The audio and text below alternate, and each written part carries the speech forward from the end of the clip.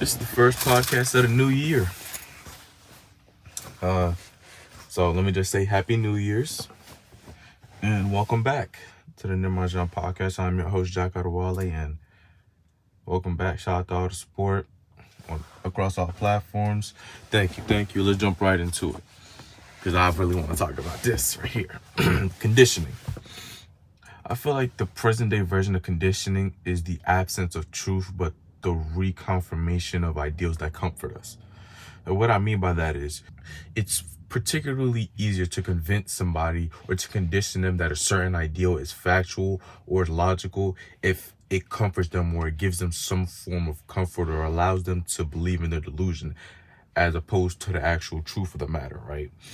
Because red pill, this is what I was thinking of red pill and the red pill people.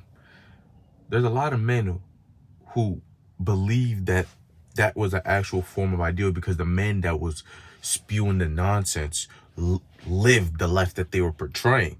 So when you have somebody that's portraying the life that they're speaking of, it's easier to convince somebody, and the person that's watching it believes in this sort of ideals. It's super easy to convince them that this is how it should be. When the reality, people are not that way, actually. Right, the biggest example of this is Andrew Tate. Even though I have, he is who he is. A lot of people believe that he was exactly what he said he was. He was a kickboxing champion. He was this, he was that. He was rich as ever. You got to believe women are this, women are that. All right, because of how he portrayed himself. But he doesn't get that image. He doesn't become the Andrew Tate that we know if it wasn't for the men or it wasn't for the women who believed in his set of ideals and heard him speak and then went along with it. It's kind of like Hitler and Nazi, like those two. When he heard it, he went along with it because it formed along with his ideals. Now with the access of technology and information, it's way easier to convince somebody about an idea or a way of living, as opposed to in the past as it was, you had to be there present in a sort of way, or you had to read it on a newspaper, but there was steps that went along with it before you got there. Now there's no steps. I turn on my phone and I can get as many different opinions on one subject as I can possible, which at some point was never a real thing,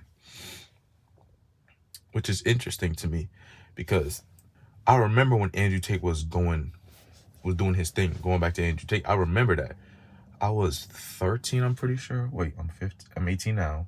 So I was about 14, like 14, 15 when he was making his rounds. He was the biggest man on the internet. Looking back at it now, not even looking at it back as a 23 or something, as an 18-year-old, I realized the danger in me seeing that and me being exposed to that as early on. Thankfully, I never bought into it. But there's a certain part of it that I didn't want to do, right? So this is an example. I remember I wanted to be a copywriter, right? And with that being said, I remember I joined a server that was going to teach people how to copyright. And there was this one kid in there that was like trying to be like Andrew Tate, and he was trying to get rich. I'm pretty sure he was from India. And I was just like, Andrew Tate is this way. He's portrayed to be this way. But here comes this boy from India trying to do this and trying to better his situations because of this. Is it possible that something that could have a negative perspective could condition somebody to believe in something that could lead to a positive change? That was a kind of conflict I held when I saw it, because I was like, that's interesting. I never thought, it read in his bio, like shout out to something about Andrew Tate and his brother. I was like, oh, okay, that's a bit interesting, but I never thought it would lead to that. Another thing that I feel like conditioning is a part of is just, I say, how we view each other, how we view the opposite sex is very dependent on how our surroundings and how we were conditioned to believe, right? I remember I saw this clip And it was Tupac speaking on when he was the poet from, pretty sure, Baltimore, New York, one of the two, where he was that poet. He was the theater kid. And he was saying his perspective on women. And then it flashed to when he was the rapper Tupac, and how such a diverse change it was in his message. Because he was like, basically the first one was like, women are this very kind and beautiful soul that need to be taken, that need to be treated correctly, need to be treated as they should, things that people could agree in. And you switch to the Tupac version, fuck these bitches, all they want is your money, fuck these hoes, all that. I'm like, oh. But because of the life that he's lived, I guess at the time, both of those perspectives could very well be a reality. I mean, they could very well be possible that these two, although they are very polar opposites of each other, are the truth. They are truth. I guess that kind of comes back to the conditioning point, because whatever you feel has the sense of allowing you to do what you believe in, or for better words, anything that can allow you or pushes the belief of what you already have or what already believe in, you will follow, because it's a natural inclination for me to go along with it, right? Like, I like philosophy. I enjoy philosophy a lot. I'm more inclined to listen to somebody speaking on philosophy because it already aligns with my ideals and way I've conditioned my brain to enjoy certain philosophic ideas, as opposed to somebody who's not really into philosophy. That's just a brain. That's just a form of conditioning. And bringing the technology aspect of it, there's a lot more ways we can share it, which is a good thing. We can introduce more people and we can have broader perspectives and deeper understandings of things. Like I said, I believe God and synthesis share commonality, and they both have to carry the weight of their own actions on their shoulders, with synthesis carrying a rock and God, I guess, giving his son to the world, right? That's how it is. I feel like that's broadening a perspective on something, to me at least.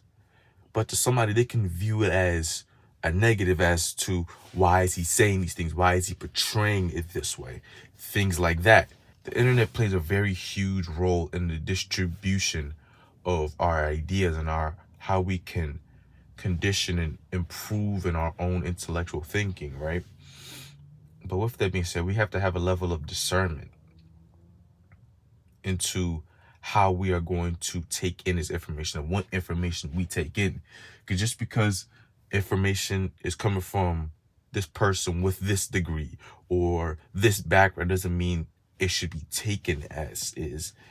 We should have a level of discernment into, okay, even though, yes, this person may have a PhD, we still do our own background check. We still do our own research. Because then at that point, you're becoming very obsequious to not even doing your own research and just following what everybody says. And I guess I don't want to turn this into a religious talk, but this is how some people feel with the church, and how certain people don't actually read their Bible. They just, whatever the pastor says, Jesus had 5 arms, Jesus had 5 arms. You can't question them. And question them feels like a disobedience of the word, so now you're in trouble. That's obsequious behavior. There's just certain things that we have to get better. And there's certain things that I guess it's important we recognize. Because as I'm getting older, right? I'm starting to look at different viewpoints. I'm starting to look at different avenues. I'm actually starting to cringe at certain things I wouldn't have minded before. Like, I'd hear something like, what makes a man gay? I'm like, what type of dumbass question is that? Like, I've seriously been asked, what makes a man gay? I don't know. I genuinely have no idea. I'm not gay, so why would I want to know that? Why would I even expand any energy in that area? And there's certain people that actually would expend energy, actually deep dive and actually trying to find out. I'm not worried about that shit. Seriously, being honest, there's certain things that as I'm growing, I'm not worried about. I'm seriously not worried about certain things no more. Especially since I got real life stuff happening. Like, I actually have things that are counting on me, and if I don't do it, like right now, as I'm recording this, I have to go somewhere, then I have to go back home, edit this, and then I have to fill out some college applications that I haven't done yet. I'm not worried about how and what makes a nigga gay. I don't care. I said I'm gonna stop saying that N-word, but I don't care. Like, what led to what environment has somebody had to grow up in for that question to even be considered normal? And there's certain things that you're just naturally inclined to. Like, I guess there's like a stereotype that if a guy grew up mainly around women, he's more likely to be more feminine because that's what he is exposed to. That's what his brain has been conditioned to as of years of growing up and maturing. And to a certain extent, it's not that he's gay, but he's more inclined to be feminine because that's all he's been shown. You know what I'm trying to say? As in, opposed to a guy who's been strictly raised around all men. The mom wasn't really there, so it's just his dad and brothers. And so when he carried this macho attitude, it's not him faking it. That's just genuinely who he is. And he's not super, like one of them super straight guys that, that's that way. He's just really him, if that makes any sense. Basically, for this entire tirade, I guess you could say, that I've been going on, really what I've been trying to convey was conditioning and the effects that, not effects, but cut. What I've been trying to get at is conditioning. The way that we view conditioning, the way at least I view conditioning now in the current landscape of how things are with social media being a part of it. And I didn't even mention AI because AI is something out of my own range that I haven't understood yet. I just understood just my own personal opinions.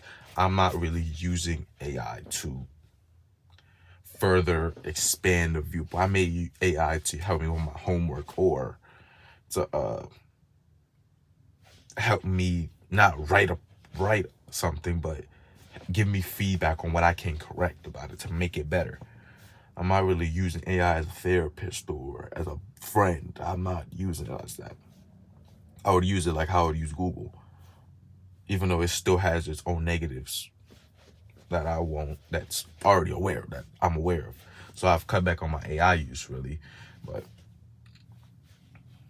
that's really what I've been trying to get at. But yeah, if you made it here, thank you. Happy New Year's, and I'll see y'all next week. Peace.